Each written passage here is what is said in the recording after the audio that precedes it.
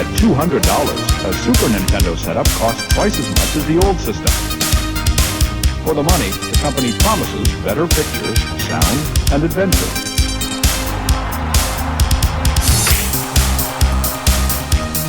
Now you're playing with power, superpower. You're the king, I tell you! The king! Only for Super NES.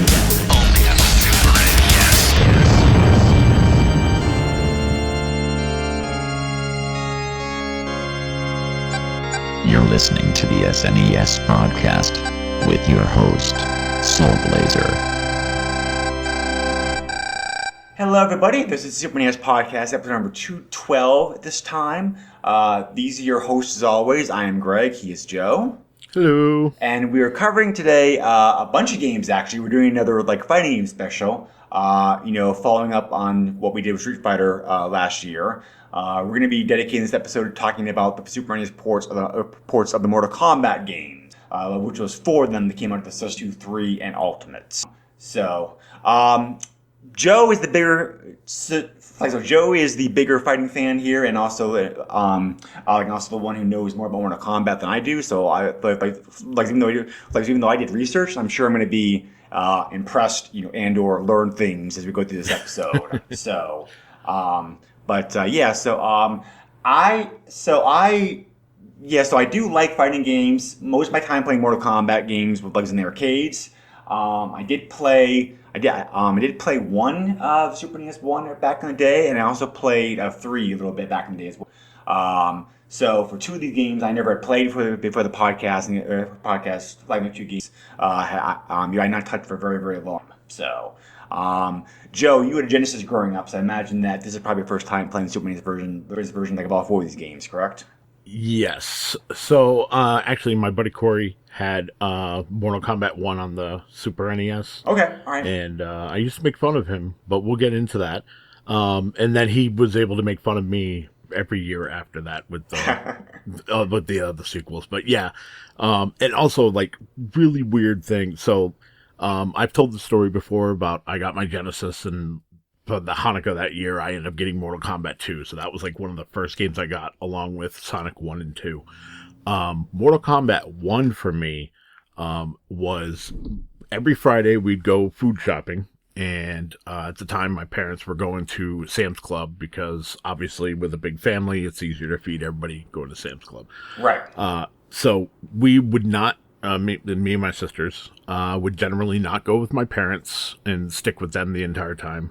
We would actually run off, and they would have TV set up, and they would have Super Nintendo, Sega Genesis, because they're selling all that stuff. And around the time of Mortal Kombat, the original, they had the Super Nintendo and Sega Genesis version right next to each other. Interesting. Okay. It was very interesting. Needless to say, obviously, I played the Genesis one like crazy. That's actually what made my decision to ask for a Genesis for Christmas that year. Right. Leading to, obviously, Mortal Kombat 2 and that whole thing for Hanukkah. But, yeah, so, I never actually owned the Genesis version of Mortal Kombat because I already had Mortal Kombat 2. Why would I go backwards? Later on in life, collecting and whatnot, I did end up picking Mortal Kombat 1 up, and I really enjoyed it. But yeah, we'll get into the Super Nintendo versions and my thoughts there. Okay, cool. All right. Well, so basically, it's also, so we've been talking about doing this episode for a while, but we figured that the timing for this is probably pretty good because, since they've announced the reboot to Mortal Kombat, and the trailer and everything is out for it. It's just called Mortal Kombat, right? This whole numbering scheme that they're using for this is confusing. Confusing as all heck, but yeah. So this is definitely a long running franchise by this point. So there are numerous podcasts, histories, whatever they can find out there in the Mortal Kombat series. So we're only going to cover that. I cover that here in this episode, very broad strokes, but basically. Mortal Kombat was the brainchild of Ed Boon and John Tobias from Midway, who were charged with making a game to compete with Street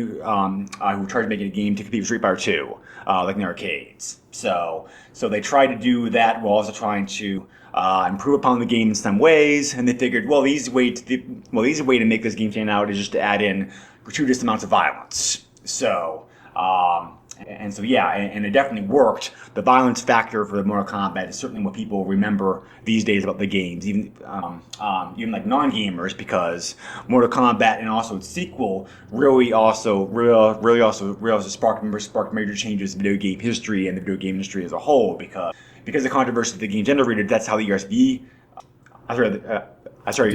ESRB. Yep. Actually, it's ESRB, Entertainment Software Rating Board. Yeah. So, that came about directly because of this game, Night Trap, famous game. It also resulted in bannings and also watered down home ports, which we cover here very shortly, and a whole bunch of other things. But nowadays, what's in the games is kind of tame by modern standards. It definitely was. It definitely was eye opening for the early '90s. But I remember. I think I told this story before. I think I told this story before the podcast. But real quick, since it's directly relevant. I grew up in New Hampshire. There was an arcade in the town I grew up in that wasn't a big arcade, but they had a pretty good selection of classic and also new games. Because it was I went there pretty much from the late 80s, to the early 90s, the 90s until I went to college in '94. But one day I happened to show up there, and there's a crowd gathered around a machine, and the operator had just set up a Mortal Kombat machine, and he had been playing it for a couple of days before he wheeled it out to the floor for everybody else to play. And so, we all had seen Street Fighter 2 by this point, so initially the fighting game just looked different, but then he also pulled off a fatality to show that. You show that all to us, and everybody's jaws pretty much just dropped to that point. But and he left that game on free play that one day, that first day I was out there. That was like your first hit of crack, like many of these kids. Yeah, because I'm sure that machine. I remember there being several machines eventually came into the arcade because of the popularity of it. It was like that. I always wanted to ask how much money those machines eventually made, but I'm sure they more than pay for themselves. Oh yeah, as far as the quarters went. So, do you remember your first time seeing Mortal Kombat in arcades? Yeah. So I remember. Okay, so story time, people. Chuck E. Cheese actually used to be a really cool place that was cool for everybody, not just little kids. So my first experience with Mortal Kombat was actually in a Chuck E. Cheese. But it was great because, it was one of those, we went, I can't remember the reason why we were there. I can't remember if it was a friend's birthday or Probably. It was just one of those things where my parents were, occasionally they would give in and be like, yeah, we'll go and give us $20 and we'd, make the most of it. Right. But I remember it was one of those, I walked into the Chuck E. Cheese, was going up to the counter to get tokens, and all I heard, out of the corner of they turned up the cabinet, and all I heard was "Come here," and that was it. And I was like, "What was that?" And then, of course, I found the Mortal Kombat machine, and by the time I got there, the guy was pulling off Scorpion's fatality, so. He rips the mask off, he reveals the skeleton head, and he's breathing fire and burning the enemy. And I was just like, oh my God. I was like, I have to play this. And it was 50 cents. Or 2 tokens. Yeah, I think when I played it was 50 cents too. It was a bump up from most of the cabinets that they had in there. But well worth it. And I got my butt kicked. Not only by, other people who wanted to play the game, but when it finally died down enough to where I could actually play the computer whooped my butt too.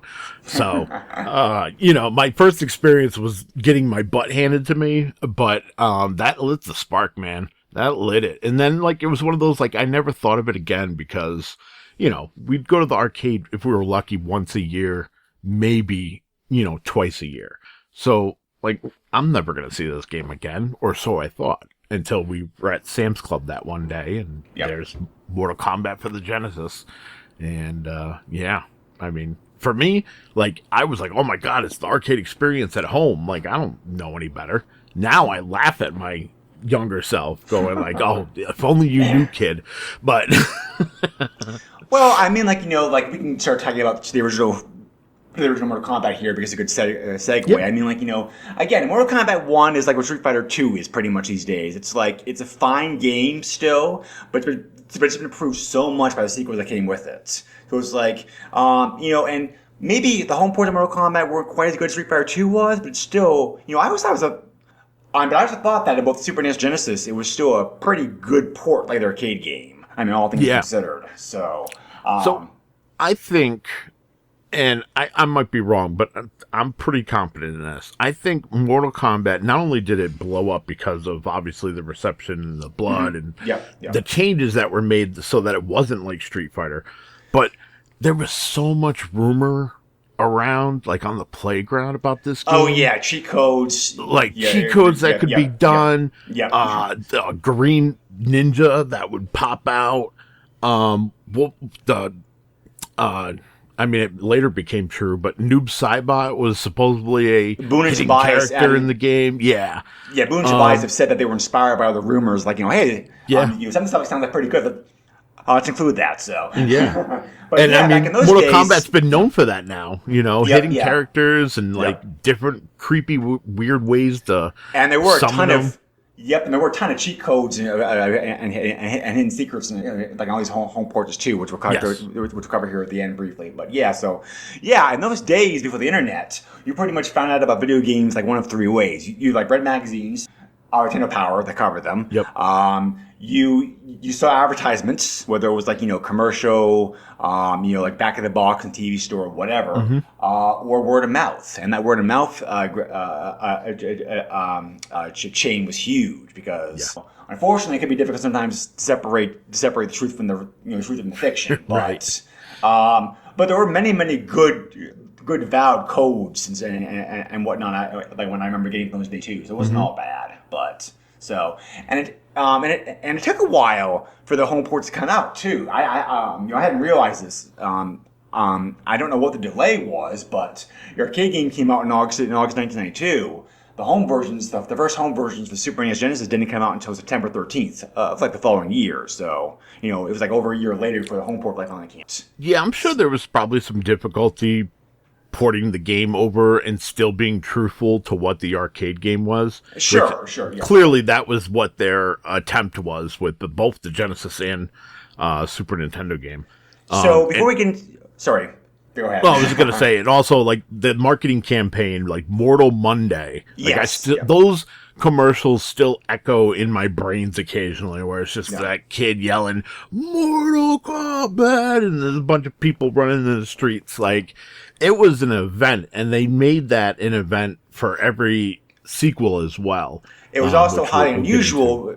Yeah, it was also highly unusual because, like, video games for a long time, video games follow the release pattern that the music had already established, like having release dates on Tuesdays. Right. So for a game to come out on Monday was very different as well too. So, but yeah, for sure. Before we get into the specifics about the console ports, let's talk about Mortal Kombat 1 in itself, because it's like I was talking to a friend about the games this weekend, and he actually doesn't like Mortal Kombat all that much. There are people out there who think Mortal Kombat is still like at least the older games were still pale imitators like Street Fighter and what it did. So, his main complaints like the fact is that he thought the gameplay wasn't as solid and the controls were more stiffer, because it's like he felt the violence factor, while great, made up for like what was otherwise a poor fighting game than what Street Fighter offered. So it was interesting to hear that take upon it. I like Mortal Kombat as much Street Fighter pretty much. I still think the two franchises offer enough vis differences that they're both like fun games. But it's like he was also talking about how the characters he felt were more unique in Street Fighter than they were like Mortal Kombat. Yeah. Because pretty much fatalities are pretty much the biggest.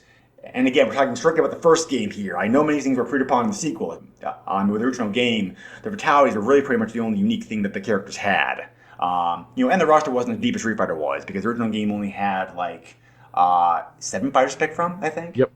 Yep. So, Johnny Cage, Kano, Liu Kang, Raiden, Scorpion, Sonya Blade, and Sub-Zero. So, yeah, I mean, I don't fully agree with his points, but I can see where he's coming from. It does,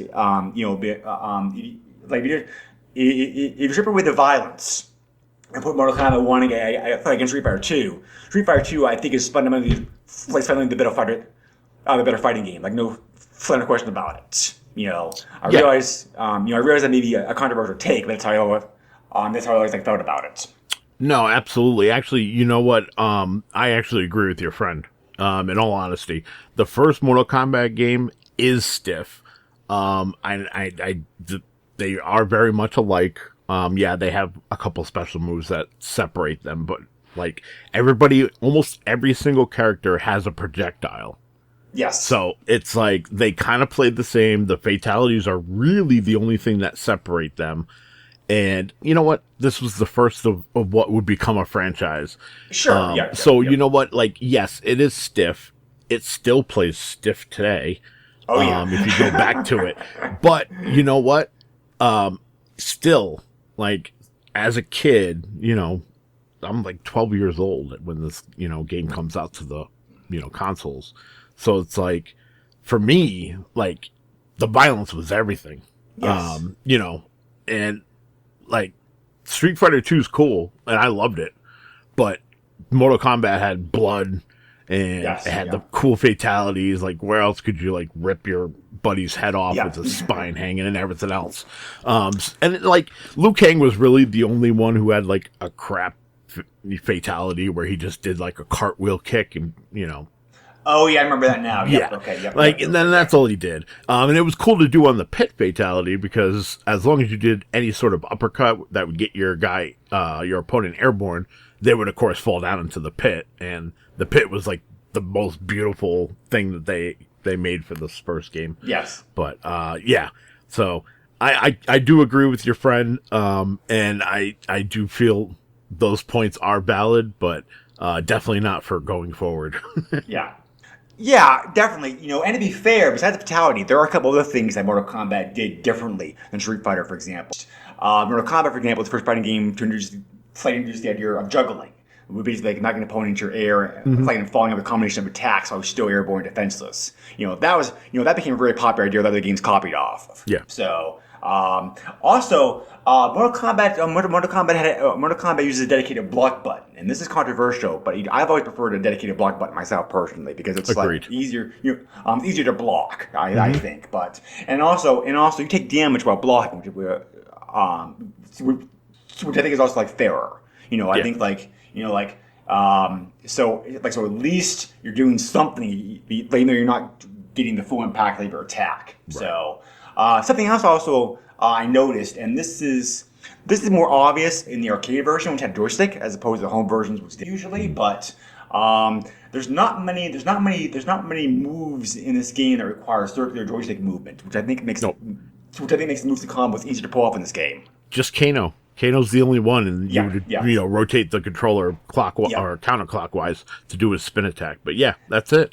Everybody else. I always had a hard time pulling those off in the game series. So the fact this game doesn't use that too often, I think is a blessing to me at least. So there are a couple of things that this game does do differently and or brought to the table. So even though it was designed to compete more like Street Fighter 2.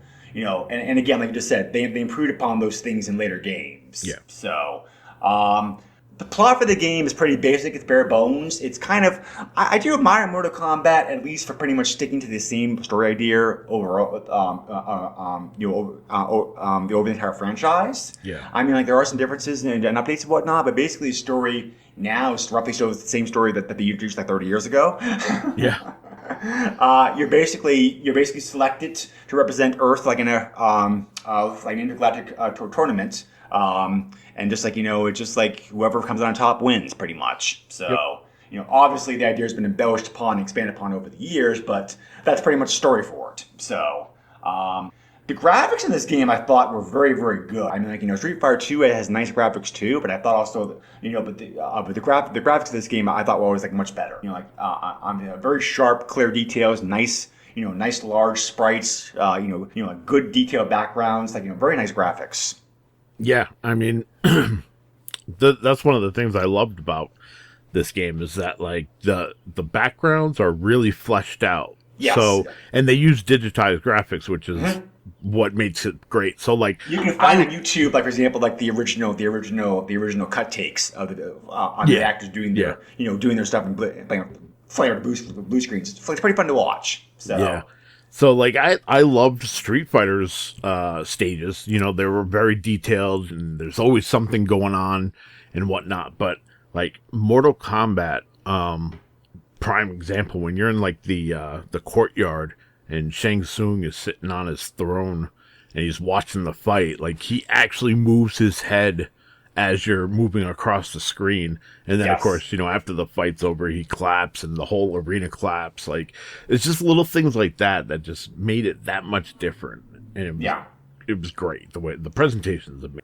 I never paid much attention to the game's music and sound effects before in the past because, of course, you're so busy doing other things like we're playing, especially if you're not very good at the game. But listening to it again, the music's pretty good. I mean, it's nothing like amazing. I think Street Fighter 2 has better music overall, but it's very fitting with the overall theme of the game. And the sound effects are gorgeous. I mean, like the fatalities, they sound like fatalities. Yes. I mean, they're really rich, deep sounds. Yeah. So it's got that going forward too. For sure. A couple of things about the game I just wanted to mention here real quick that I thought were kind of unique and are different. In single player mode, you also have a mirror match where you have to fight against yourself. I always like games that do that because it's always kind of fun playing against an AI with your character, basically trying to see how he can be used against you, that kind of stuff. So I do like that. And the game also copied Street Fighter 2 and had like a mini game available through the game. This one just has blocks of various materials to punch instead. So test your might until you reach. I think Diamond is the last one that you would have to do. I guess it was very popular. They're popular because the game's removed in the sequel, and we didn't see it again for a long time. But it does kind of break the. But I like having mini games again. Like it's fun, like side beats. Yeah.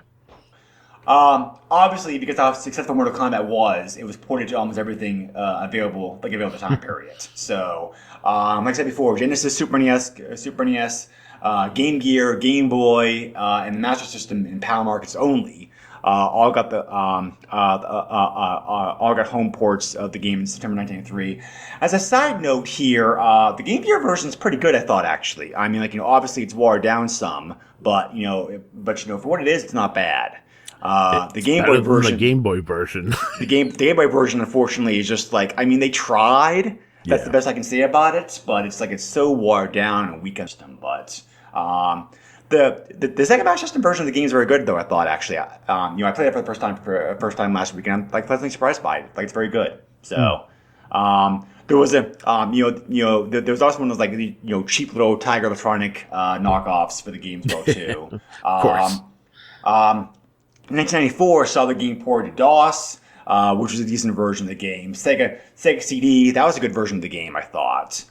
Amiga, and then more later years, the games were ported to all the modern consoles. It's currently available on Steam, and also Arcade Went Up also did Mortal Kombat release containing most of the early Mortal Kombat games on it, which is still available for sale too these days. Yep. So. Still an easy game still an easy game to buy and play too. So, whether or not you do or not, I think depends upon your tolerance for this game. Because as Joe and I were just saying, like Street Fighter 2, this game is, I think at least, Joe, maybe disagree with me, I think at least this game is still fine to play, but the sequels have just done things so much better than this game is. I mean, it's perfectly. Two-player mode, I think this game should be fun, beating against another human for sure, but single-player mode, it's fine. It's a great benchmark. It's easy to see why the game was so popular, but it's again, 30 years on, things improve so much better in this genre and especially in this franchise that's just I can't see anybody playing this nowadays for more than a match or two, like nostalgia's sake. Yeah, I mean, almost a year and a half, 2 years ago when we went to the pinball convention. Like, they had a Mortal Kombat machine. What did I tell you? The minute I saw the Mortal Kombat machine, I was like, I have to play it. Before I played any pinball, I had to play the Mortal Kombat machine. It's one of those things, like, the original Mortal Kombat, if I see it out in the wild, I gotta play it. But yeah, like, it's like, for me, your analogy is perfect. Mortal Kombat 1 is just like Street Fighter 2 for me. It is where, for me, the roots start. Is it a good game? Yes. Is it hard or not really great to play now? Yes. But you know what? Super Street Fighter 2 and Mortal Kombat 2 are great sequels that make the first one almost null and void. Yeah. So I did not realize that there was a comic book also available like this game to time like the release game like in home systems. The Mortal Kombat Collector's Edition was only available for, like the mail order. Yes. Which you had to mail order through the information on the arcade cabinet. Really? That part I don't remember. Huh. Yeah. They had a soundtrack as well. I actually, all right. In recent years, I've collected the original arcade soundtrack that was offered with the cabinet, and the Mortal Kombat Techno Mix CD that came out that blew up. But I cannot get my hands on the comic because it is considered the first appearance of all these fighters and therefore worth a couple $100. Have you read it at all, at least? Like I have read it digitally, yes. I mean, it does a good job of going into more detail of the lore because, you know, the arcade machine tells you what you're fighting for, why you've been chosen, that sort of thing. But the comic book fleshes out each individual character and moves forward for, you know, what is to come for Mortal Kombat 2. Okay, cool. Yeah. I should also mention here real quick. This is curious to me. All these home versions of the game got both North American and European releases. Mortal Kombat was never officially released in Japan, but Taito did license the rights to publish the arcade game in Japan because Taito was the one who brought over many of Midway's North American arcade games to Japan. Right. So it's just one of them. So I don't know how well it did in Japan. I couldn't find like about that, but you know, like probably not as well as like in the West. I think like this has changed. This has changed in more recent years. I think like back then fighting games really weren't that big in Japan, but you know, nowadays I know there's like very big like like fan group over there for stuff like this. Okay, so let's talk about the infamous Super NES versus Genesis comparison of the game, because I think everybody listening to the podcast probably knows about that. Yeah. Nintendo wanted the game on the system, obviously, because how popular it was, but they still trying to maintain their family-friendly image at the time period. So, so they forced, the fatalities were all changed to less violent finishing moves, and probably the example everybody knows, the blood was replaced by sweat. Yeah. So the Genesis version of the game, by default, also used sweat. However, there was a code you could enter, which I think everybody probably knew. Abracadabra. Yep. Which was a nod to the Albaca referenced by Genesis, by the way. Yeah. That code put in did restore the blood. There was, however, a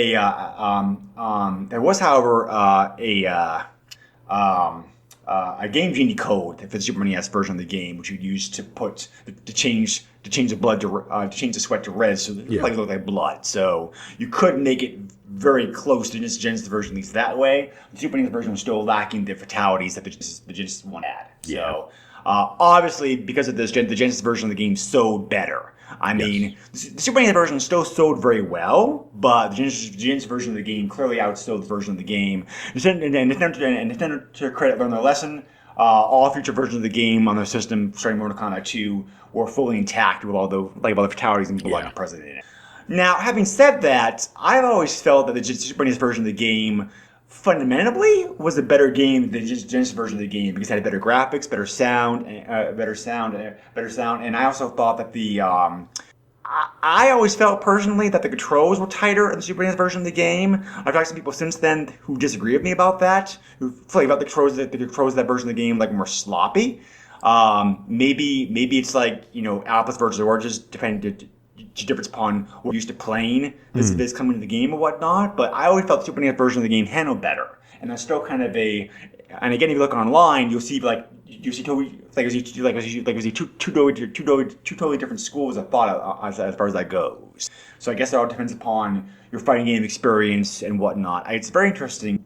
It's very interesting that would have such a wide diverging opinion, but it is what it is, I guess. So having played Super NES version of the game for the first time to compare it, Joe, like, what do you think? So, from what I can remember from the Genesis version, obviously that was the version to get because it had the code so you can get blood and whatnot. You didn't have to need the Game Genie, which was nice. That being said, I mean, you're right. I mean, the Super Nintendo was slightly better with the sound, and it was slightly better with the graphics. But here's the thing. So, if you put them up next to each other, for me, the Genesis sounds clearer, and the graphics look a little bit clearer than what they do on Super Nintendo. And that's not a knock on the Super Nintendo. I just think that that's kind of Nintendo's fault for kind of being very demanding and being like, take the blood out. I think they put more effort into the Genesis ports than they did the Super Nintendo. I might be wrong. I mean, but that is my thought process, and it shows.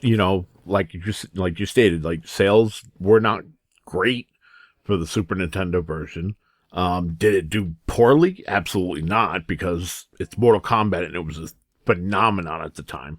That being said, I do feel the Genesis is just slightly better. And you know what? We'll take the first victory because we lost the next 3 wars. Right. So anyway, so with that, that's a good segue to go over like Mortal Kombat 2. So obviously, with the game so popular that a sequel was, of course, immediately demanded. And so like Midway published a Mortal Kombat right about the same time that the original game was only showing up like in consoles. On November 1993, Mortal Kombat 2 came out like in arcades. So and again, there was a pretty sizable delay before the game got ported to consoles. So Mortal Kombat 2, I played some in the arcades. I did not play the game as much as I did Mortal Kombat, mostly just because I was in college by this point. Not yet. I was still in high school, but I did play the game some, but I just never played it as much for whatever. Obviously, there were a bunch of changes and improvements like made to this game. Yes. The combat system was made more robust. Like a crouching punch, low and high kicks being different. Uppercuts being added, that kind of stuff. There's also new special moves. Most noticeably, the gameplay is almost twice as fast as the original. Yeah. And you don't know it at first, but you play Mortal Kombat 1 and then 2, you're like, oh my god, what a difference. Yep. As far as the game's it's huge, but there's obviously like a bigger roster. 12 playable characters this time around. Music and sound were enhanced a little bit, I think like over the original game. Mm-hmm. It uses the same engine as the original game, so the graphics still look pretty much the same. Yep. They also introduced additional Taudies onto the game. You have like babalities, turn your opponent into a baby. Friendships, which is more of like a non-violent encounter, and stage-specific fatalities that you can only do pull off. You're doing like certain moves, certain stage, like a what. And also, finally, last but not least, the arcade version also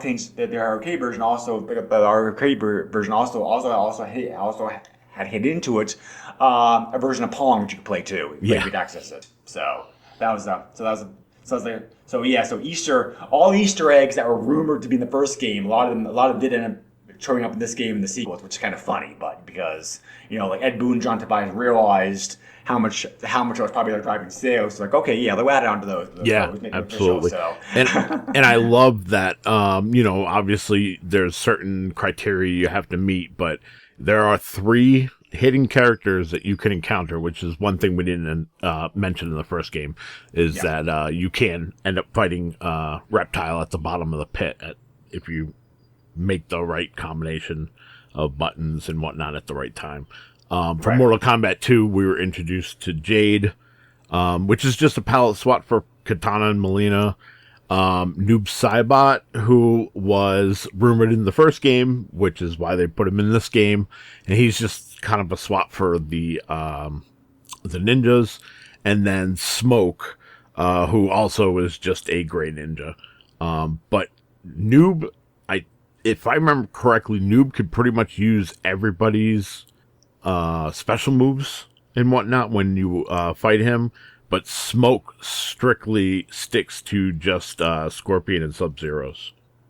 Yeah, but actually, kind of funny. Just as a side note, both Ed Boon and John Tobias have done numerous interviews over the years talking about their games and what. But it's also kind of funny to read it. It's like their original idea. Like Ed Boon wanted to do a Star Wars game after he's finished with Mortal Kombat, and he's like the manager. His manager Kingdom was like, "What are you guys smoking? Of course you're not doing that. He's like doing the." You're doing the Mortal Kombat sequel. It's like, okay, so they followed orders, and looking back at it, it's like, it never crossed our minds like there was a sequel to the game. Even though it was very popular, but it's of course the hindsight's obvious, but it's right. but yeah, it's kind of funny. It's funny. It's funny. But it's also reflective of the fact that how game developers sometimes think about things. It's like you go on to the next biggest and best thing. It's like the idea of a sequel never crossed their mind. Like they're basically forced to do it. So right. That is interesting, of course. So Mortal Kombat 2, I think obviously I think Mortal Kombat 2 is a better game. I think I think everybody out there will agree with me on that. I don't think it's a con. So no, I was gonna say this is by far my favorite period end of story. Really? Okay. Yep. Because I actually feel that Mortal Kombat 3 was better. But, okay. But having said that, this is still like a very fun game. Again, I think this game's hard to go back to now in 2023. But again, I don't think it's so much the fault of the game itself, but just things have really evolved and moved on since that point. Right. But I think Mortal Kombat 2 holds up a bit better than the game for sure, but because they're still trying, because you're sort of tweaking things. I thought Mortal Kombat 2 was a bit easier to play because combos were a bit, a bit easier to pull off for sure. So, that as well as the other changes made to the game. I'm not very good at fighting games, so I felt, but still, I felt that Mortal Kombat 1 was not that hard to pick up and play. Mortal Kombat 2, I think, improved upon that to make it more newbie friendly in a sense. Yes. So, I was appreciative of that, of course. The first home versions of the game were, of course, Super NES and Genesis. The Game Gear version also came out at the same point. That came out September 1994, almost a year after the arcade game came out.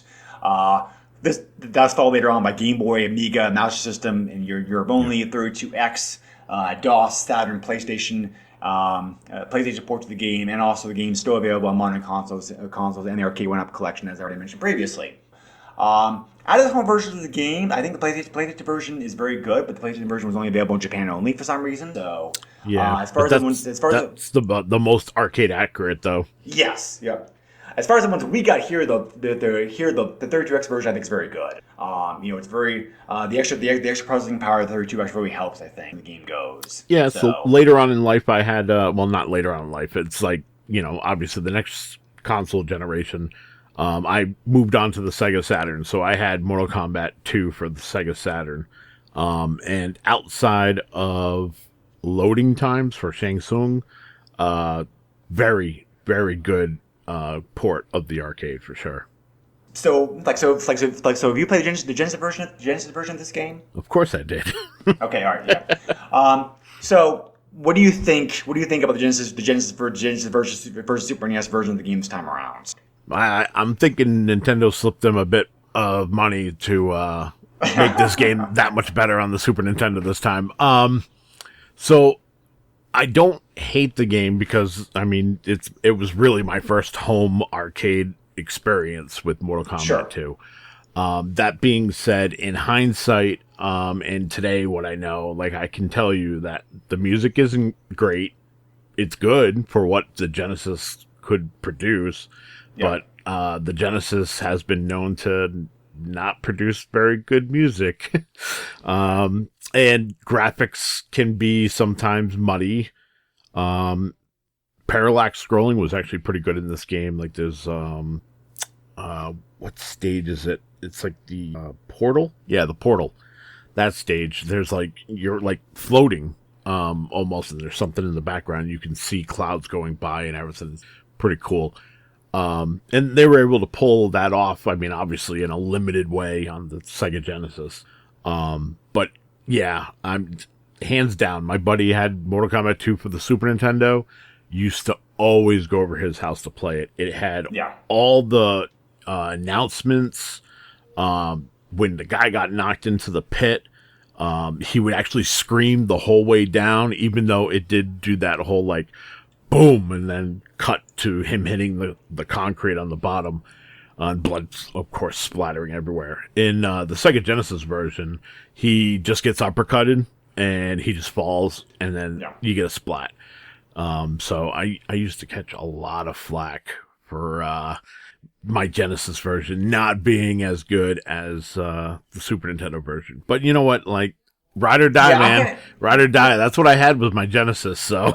I definitely agree with you on most of that. Having said that, having said all that, I did play both versions to compare them. The Genesis version is not bad, but by any means, it's like it's just this time around, the Super NES version was stronger, and I think the reason for that is because at this time the original Mortal Kombat was ported in house by a team with both versions simultaneously, whereas this version of the game, Midway / Acclaim, the home version, the home company version of Midway, farmed the game out. So Probe Entertainment did the Genesis version of the game, whereas Sculpture Software did the Super NES port. We've heard Sculpture Software has come before in the past on the podcast.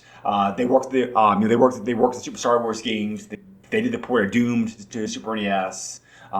So like, I think just the fact that I think just the fact that the game was done by different companies is kind of the biggest difference for that. Yeah. So a couple interesting notes about the Super NES version of the game. The ESRB was still being organized at this point, so the Super NES version of the game has no formal rating on it. Like instead, there's just a warning label on the game box to provide additional information that this is a mature game. So the Japanese version, however, was censored, which I was surprised to hear about. There's green blood used in that version of the game instead. So.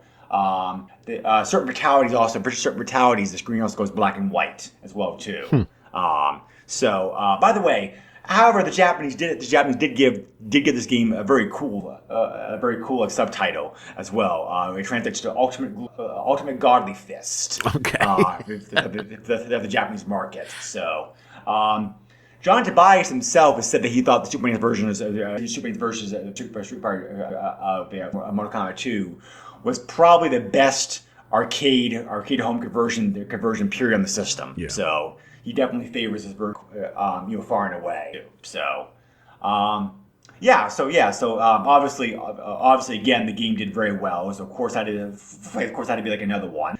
So Mortal Kombat 3 came out then shortly afterwards, April 1995, like arcade release. And this time there's a much faster gap between the home version of the game instead. So with the Genesis, PC, PlayStation, Super NES, and Game Boy versions of the game all coming out in October 1995, with the Game Gear and Master System, like for Brazil only, coming out later on that year. Mortal Kombat 3 again tried to improve upon 1 and 2 did. There's a run button. That's one of the biggest changes to the game, I think, because they felt that this was to address the complaint the players had made in the previous that the advantage of the game to the defending player was too strong. So the run player was a way to try to counteract that.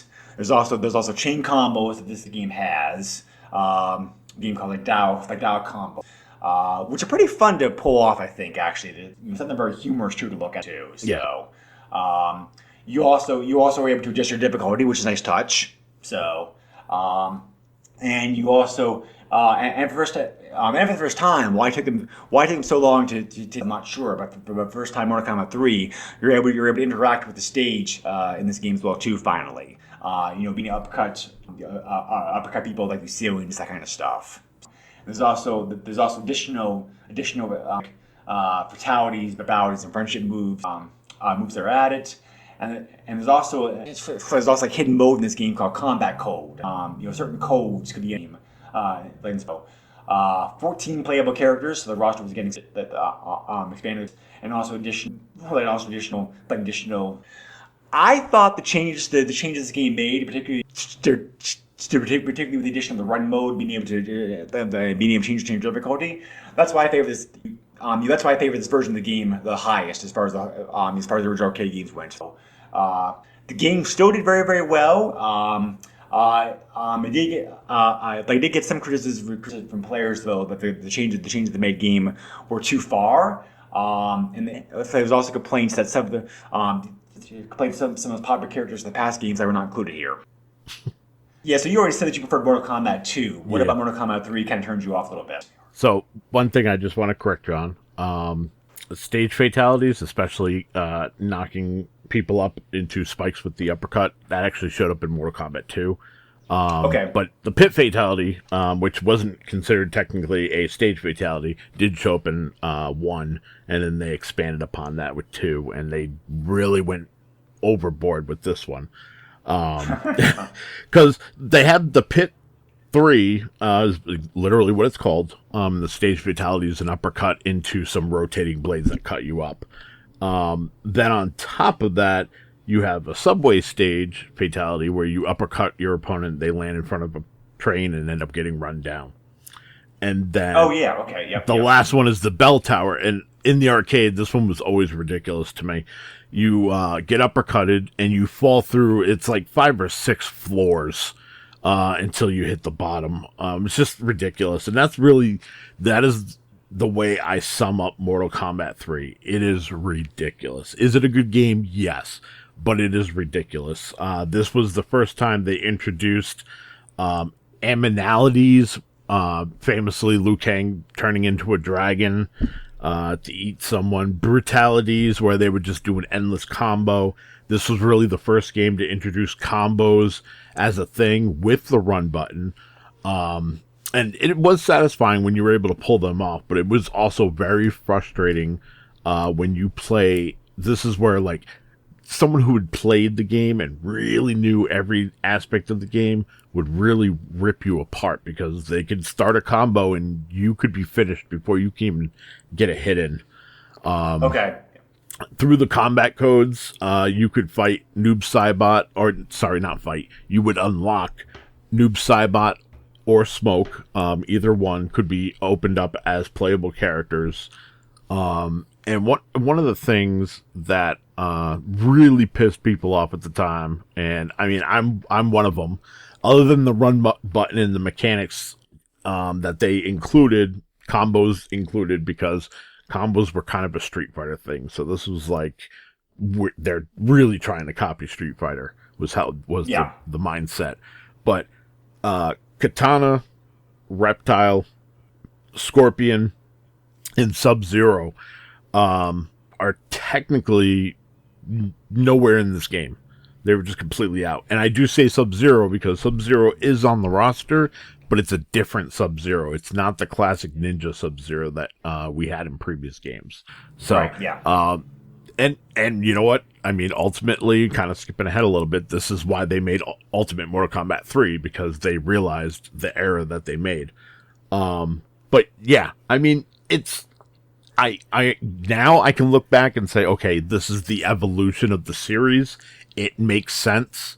It's the same animosity I felt like when Mortal Kombat 4 came out. Like, why did it have to go to 3D? Like, why can't it just be 2D side-scrolling? Like, why is it trying to be Tekken? Why is it trying to be Virtual Fighter? Like, it's not those, and it doesn't need to be those.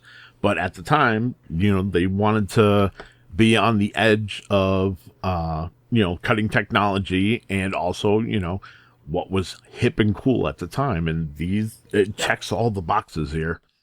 Sure. Oh, Yep. and one more thing, sorry. This also is the one and only game that introduces mercies, which was pretty cool.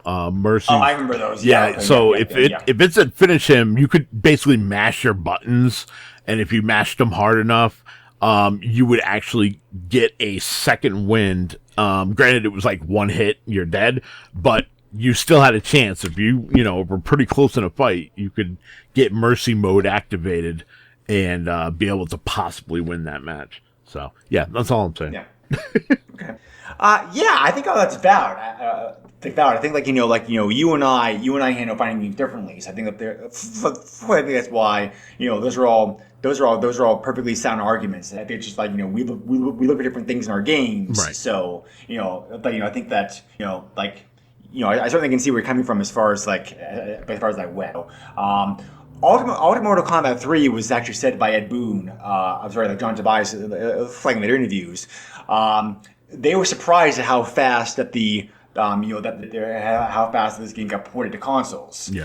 Because compared to the first two games, there's only like a 5-month difference between like the arcade version and the home version. So, and a lot of arcade owners were upset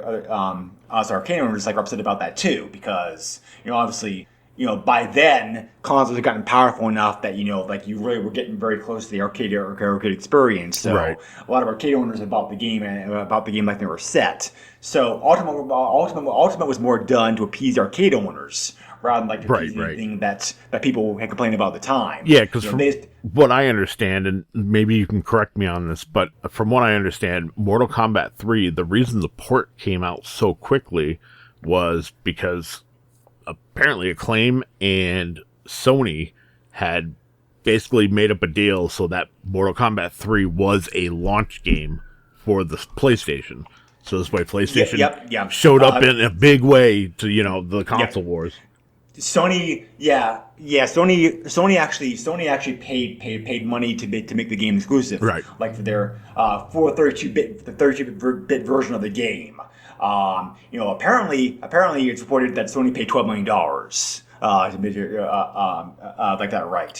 Which is why the other 32-bit versions of the game, the Saturn 3DO and the Jaguar, were all delayed, and ultimately, it turns out none of those versions of the game ever came out. Yeah. So the PlayStation was the only 32-bit version of the game, which also Ed Boon said that was identical to the arcade version of the game too. Yeah. So the PlayStation version is very good. And having said that, sorry, I was going to say, and that did bite them in the butt later on because Ultimate Mortal Kombat 3 ended up being an exclusive on the Sega Saturn, and they didn't get one on the PlayStation. So, you could make the argument which one is the better game and, what console, but both games, I will tell you, suffer from horrible load times.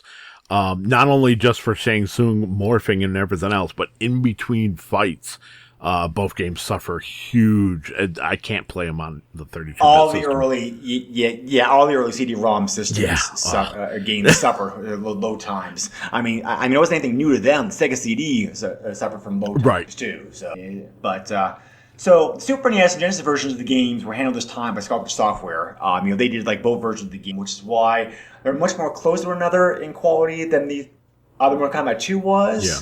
Having said that, playing both versions of the game now, the Super NES version of the game I think is still better. Mostly because the controller offers you more options than the Genesis controller does. Mm-hmm. Like 4-button versus 3-button. Right. That said, the difference in quality is not as big for this version of the game as it was with number 2. I mean, they're both good home versions of the game, I thought, and especially by this point, '95, the 16-bit systems are starting to show their age. Yeah. I think Sculptor Software did a great job pulling the game off for both systems very well. So yeah, and I mean at the time, don't get me wrong. As much as I wasn't a big fan of it, I did have the home console version for the Genesis. And to your point, yes, a lot of people probably experienced this game with the 3-button controller, which was probably horrendous. I don't even want to think about that. But I was lucky enough. Soon after I got Mortal Kombat 2. With the hijinks that I had to go through playing that game with the 3-button, I did get like a 6-button controller. And I never looked back. Like 6-button was all I Is this the ever first? had. So, was this the first Mortal Kombat game to support a 6-button controller? Or did Mortal Kombat 2 support No, it? Mortal Kombat 2 did support it. Interesting. Yeah, it didn't support Mortal Kombat 1 though. Huh. Yeah. Well. Yeah. Given how long ago that came out, Right. That's not a shock. So, we talked about this before in the podcast. I don't remember exactly when 6-button 92, 93 at some points, but Yeah. So. I mean, you can continue on, and I will look that up real quick. The last version of the game is Ultimate. We already talked about Ultimate a little bit. Ultimate was primarily created to appease arcade owners because of the fact that Mortal Kombat 3 came out so fast. That said, Acclaim did take the Midway did take the opportunity to do various improvements and or additions to. The gameplay system was altered a little bit. They brought back some missing characters, very popular. 2 new gameplay modes were added. The 2-on-2 mode, and also a new player tournament mode. They added in an extra difficulty level. Some characters were given new moves, and moves were altered to help balance out the gameplay. Combos were changed up. The computer combat, the controlled AI was improved. New backgrounds were added. This was a really major addition to the game. So almost to the point where we could almost say this is almost not Mortal Kombat 3 anymore, but a totally different game itself. Because of all the additions that were added to this game. And the game did very well. Some people criticized it for doing following the Capcom Street Fighter gradual improvement philosophy because they were afraid. But having said that, Ultimate, I think is what Mortal Kombat 3 should have been in the first place. I think these improvements were huge and really did help to balance out the gameplay's rough spots, make them a very fun game. Yeah. Which is why for me, Ultimate I think is of the classic trilogy. I think Ultimate's the best game to me, at least personally, as far as enjoyment factor because of reasons. Yeah, absolutely. And I mean, the home consoles were chock full of different codes that you could use to unlock a multitude of different things, including auto fatalities or 1-button fatalities, I should say. But so research. 6-button was released with Street Fighter 3. Street Fighter 3. Jeez, Street Fighter 2 in 1993. September of 1993, to be exact, which would have been the same month in which Mortal Kombat was released. So that's why. It would not have been compatible with it. Okay, that makes sense. So I'm sure that's something that Capcom kept close to their chest. Right. Also, we're not going to talk about this too much here because it never came out in 16-bit systems. But a lot of the ideas and characters and concepts like Mortal Kombat 3. Eventually ended up in the Mortal Kombat trilogy, which came out in 1996. Yeah. And I had that version of the game for the N64, and that was a great version of the game. It was smooth, it was polished, it played well. Everything with the first 3 games that you loved. That was my favorite version of the classic games for sure. Was that version of the game. And the N64, because it was cartridge based, it didn't have the load times that the CD versions of the game suffered from. So yeah, I actually so I had a friend at the time who had an N64. So by this time, I had my Saturn plus I had a PlayStation. So both of those games are, trilogy is horrendous. If you thought loading for Mortal Kombat 3 and Ultimate were bad, trilogy takes the cake. There's just so much loading in that game. But for the Super Nintendo, N64, buttery smooth. The only thing that I would knock the N64 for is the audio kind of sounds muffled, but that's not fair because it's cartridge versus CD. Obviously, you're going to get more clarity on the CD. But Mortal Kombat Trilogy, even today, I would rather play that on an N64 than I will any other system. It's an excellent port of the game for sure. Yeah, it's perfect. There's no loading. There's a bit of a hiccup like when Shang Tsung morphs, but it's not anywhere close to any of the other ports. So this time to appease the arcade owners again, there was more of a delay before Ultimate got ported on, because the game came out in arcades in November '95, and the first home version of the game of July of 96. So the game eventually ended up in Saturn, as you mentioned previously, Joe. Yep. Genesis, Super NES game, like the Super NES, like later on Game Boy Advance, DS, mobile. Got version of the game, and then also modern consoles also have the game available too. So, so Super NES and Genesis version of the games were this time handled by Avalanche Software. They used the original code and engine that the Sculpture had done for Mortal Kombat 3, and I tried to improve upon it. To include the differences. Avalanche. I think is a new company to us on the podcast. They were formed in 1995. They were owned by Disney for a while. Then they were shut down. Then Warner Brothers acquired the rights to studio, and brought them back to life. So they're still around today. Mostly they've done ports. Not bad ports, but they haven't done too many original games until lately. But they're probably most well known now, and most infamous also now, because they were the studio who created Hogwarts Legacy for the PC and the consoles, which is probably which I'm sure anybody listening to this game 2023 knows how controversial that game is. So that was an Avalanche software creation. So yeah, the other one they'd be known for is the Just Cause series. Yep. I was also like to say that too. So a good studio, just they've done they've just done ports most of their life, and Ultimate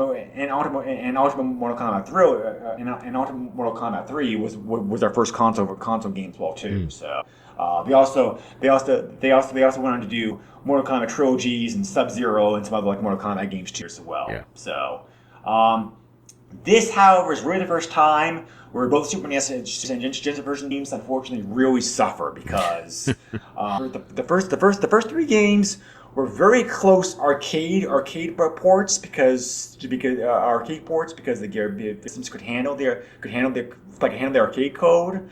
This is really the first time where the arcade game is so big and so huge that they had to make some serious cuts out of the game to squeeze them a 16-bit console, unfortunately, and it shows. Not that it's bad. I think both what it is and what the developers are forced to do, there's still both versions of the game are still very playable.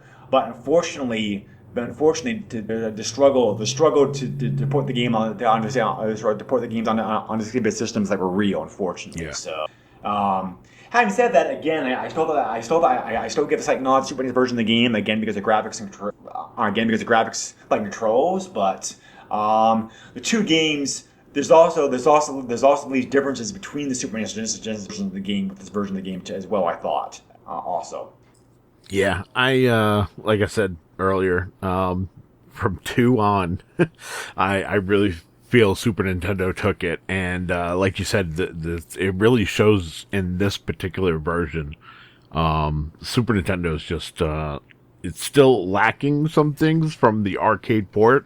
A lot of things, unfortunately, but it is still, in my opinion, leagues better than what we got on the Genesis. So yeah, they tried to use the GEMS chip. If you know anything about the Genesis, to be able to make the music for Ultimate, and you get a lot of dying cats, unfortunately, with the music, and the graphics can be just not great. And I swear there's some hesitation in the game as well. One of the cool features in the game specifically is that you can go from one plane to another by uppercutting your opponent. Prime example is the subway. Up through there, you would get onto the bridge, and it just feels like it stutters on the Genesis. And I didn't really notice that in the Super Nintendo version. So like I said, I'll accept that first victory with Mortal Kombat 1, but after that, I concede the Super is better. Yeah. So even the Saturn version of this game, while being very arcade close, still had some omissions to it. Yeah. So it really wasn't until like later on they actually got finally like a perfect arcade version of the game, like at home. Because even the Saturn, while much more faithful to the arcade version, they're trying to make a couple missions and or cuts like that version of the game as well. Ultimate Mortal Kombat 3 was me a high point of the series. Even though the 16-bit version of the game suffered, at least they tried and they actually like playable games. Arcade wise, Ultimate's my favorite. As far as the Super NES versions of the game, I think like Mortal Kombat 2 is probably my favorite. Very slightly over 3, I'd say. Probably, as far as the home version of the game goes. After that, we got Mortal Kombat 4, which you already mentioned before, was quite a change from previous games. Therefore, didn't do very well. The game still sold pretty well, like arcade versions, right. but it definitely was a lot of people felt the same way about the game that Joe did. Yeah. Well, so what happened was with Ultimate Mortal Kombat 3, but Mortal Kombat 3 as well, they just had way too many characters. The combos and fatalities had gotten so complicated that like it wasn't an accessible game like it used to be. And they realized that. So Mortal Kombat 4 was not only kind of a let's reset everything kind of approach, but also everybody was doing 3D at the time. Like I mentioned, Tekken, Virtua Fighter, Dead or Alive, which wouldn't hit the States until later on, but those games were influences as to what was going on. So I understand where Mortal Kombat 4 was birthed. It makes complete sense. But it's just one of those games that it didn't need to go 3D. And I still feel that way with the new Mortal Kombat games. Like, it's more like 2.5D now, which is a little better than what we had for like the Xbox, GameCube, and PS2 generation. Right. But yeah, I really I wanted like a good 2D fighting game again. That's not King of Fighters or Samurai Showdown or, what I mean? Like all the games that literally have not changed throughout the years, just added extra characters. So. Right. Yeah. So after Mortal Kombat 4, the franchise pretty much went a different direction. You had a whole bunch of like sub games, like small improvements of past games, whatever. We really didn't see a return to roots per se until we got the first reboot of the series, Series 2011, which was a very popular game. Yes, very good game. And then after that, Mortal Kombat X and Mortal Kombat 11, they were all received very well. And now we're having another reboot of the franchise, Mortal Kombat 1, which is due out later on this year. Have they actually announced a release date for that? Yes. Yeah, it's October sometime. September. Oh, actually. September. Okay. Literally exactly in 3 months as recording this, September 19th. So we'll see how that game turns out. The trailer looks pretty promising. I was gonna say it's a reboot because if you play the Mortal Kombat games, you'll understand the story.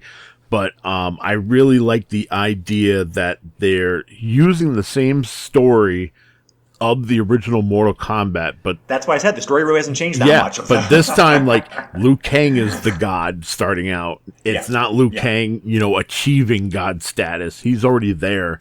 And now Raiden is mortal, and I'm really interested to see where the story is going to go, because by the time I finished Mortal Kombat 11, I was actually really disappointed, because I was just like, oh, time travel, and like you can rewind time, like this just messes up the entire universe. And they're going about it in a actually really good direction. So I'm hyped. Yeah. I'm hyped. Right. So I also believe Mortal Kombat 4 was the last. So I'm also but I'm trying to look real quick here to confirm this, but I believe Mortal Kombat 4 was the last game to come out like in the arcades. Correct. Which kind of because it could be kind of surprising because you have a franchise that gained out popularity and fame in arcades, and like 1997. You've not seen a Mortal Kombat game like in the arcades. So like that's very interesting. So by the time Mortal Kombat 4 came out, obviously, the change to 3D and everything else that we'd already mentioned, helped that decline in popularity. Yes. But by this time, 1997, I can tell you, I was in high school. I loved going to the mall. I loved going to the arcade that they had in the mall. But arcades in malls were literally dying. And they were dying miserable deaths. The last new game I can remember seeing in an arcade proper inside the mall was Marvel vs. Capcom. Yeah. Everything else has been, through, either secondary years later or consoles. Right. So one last trivia thing I want to mention, like Mortal Kombat. So Midway originally came up with the idea. Originally came up like the name of Mortal Kombat. Literally, spelled correctly with a C. But they couldn't trademark that. Yep. So pinball designer Steve Ritchie, suggested, well, why don't we just like turn that C like to a K? Intentionally misspell it and try to trademark that instead. So it worked, and so it's been officially accepted like the name of the franchise ever since. Yep. So anyway, yeah. So it was fun going back. Yes, it definitely was fun going back to the roots like this franchise. Seeing how the game started, like whatnot, because I guess to be said, some of these games I hadn't played for, some of them I hadn't played for like a very long time. I agree with you. I think the Genesis version of Mortal Kombat 1 is still the best, slightly, even though I think the Super NES version of the game is better than most people like it credit for. Whereas like 2, 3, and Ultimate, definitely Super NES was better. But I think as far as the home versions go, 2 gets the nod for me very slightly over 3 as being the best. Ultimate, they did try, but by then, as we said, they had to cut so much out of the game for it to fit onto a cartridge that it really hurts the gameplay value some, I think. That's kind of where I stand here as like final thoughts. The games are fun to go back to. I don't think any of the games are really fun to play for a long period of time. However, that said, buying buying arcade 1-up cab with all these games included, especially if you can get somebody to play it against with. Yeah. I think that'd be like a fun version of the game for sure. But as far as the console versions go, I think that I think the franchise has just improved and changed so much over the years since, except for nostalgia purposes, you're just better off like playing like a later game, unfortunately. Yeah. No, I agree. Anyway, so. There are a ton of codes, glitches, whatnot, like for all these versions of the game that they get the games. I'm just gonna touch upon like the more interesting ones. The Japanese version of Mortal Kombat has a way to as a code to give you like 10 credits to start the game, which is interesting. You also what else interesting? There's a way to fight against Reptile like the original game as well too. Mortal Kombat 2, you get like 29 credits for the game. You can access like all the fighters, able throws, super damage mode, team battle mode, that kind of stuff. Mortal Kombat 3 has like much the same codes. You can play Smoke, like the version of the. A whole bunch of Easter eggs and codes. There's so much here that goes on by page. So I don't think like I mentioned all of them. Suffice to say that all 4 versions of the game the games are loaded of code and cheat codes. So if you're interested, by all means check them out because there are some there's very fun ones here for sure. Some of them some of the codes available are just like pouch swaps or like graphical differences. However, some of the codes you like to give extra credits, you unlock additional fighters, that kind of stuff. So for sure those are. due to due to how many versions of the game that were available, I decided to use pricecharting.com for this episode instead of the first time to get an idea about the prices of the carts, because all these games are super common to find on eBay because they all sold very well. Even Ultimate, which obviously sold the least because the Super NES was showing its age by that point. Even that game's pretty common to find on eBay. So, prices for the game are pretty good. If you're talking cart only, they on average, Mortal Kombat's $14, Mortal Kombat 2 $17, Mortal Kombat 3 is $13. So they get to be a bit more pricey with CIB, which is not that bad. $58 for one, $74 for two, $66 for three, like an average. So Ultimate's much more expensive to get because the game didn't sell quite as well. The average period was $27 for loose, for $165 to copy CIB. So not that bad to get your collector as far as pricing goes. So anyway, we appreciate you very much tuning. We appreciate you very much tuning the special version, the Super NES podcast to cover the Mortal Kombat game. There are other fighting games in the system that we may cover. At some point. I think it may be interesting. Joe, to cover the ports of the Samurai Shodown games at some point. Yes. Because for sure those were definitely watered down some of the Super NES for sure. So I'm curious. I'm curious to see how well. That's handled. We haven't covered Pit Fighter yet, so that would be interesting to talk about. That's infamous. There's some other. Yes. There are other fighting game series, the fighting games on the system we also could cover too, because fighting games was so popular during this time period in the '90s. There were of course a bunch of those games Super NES as well too. Yep. So I'm sure we'll cover more games of this genre in future episodes to come. Did you have any final thoughts about this episode, the Mortal Kombat games generally that you wanted to finish up with? No, I mean, if you're a collector, you should already have Mortal Kombat, at least the trilogy, if not all four of these, in your collection. If you don't, definitely look on Steam. They have the Mortal Kombat collection there, which is Mortal Kombat 1 and 2 and 3. And they're fantastic because they are the arcade perfect ports. Plus, also, if you have the space and can afford it, the arcade one-up version of the game is also the arcade one-up cab is also excellent because it includes all four games. Yes, and I would love to shill for them, except for I don't have $600, and they're not going to give me a machine. So, I mean, you can't find them on sale occasionally. So I'm like, So actually, local markets, Craigslist. That kind of stuff is probably a good way to search for cabinets.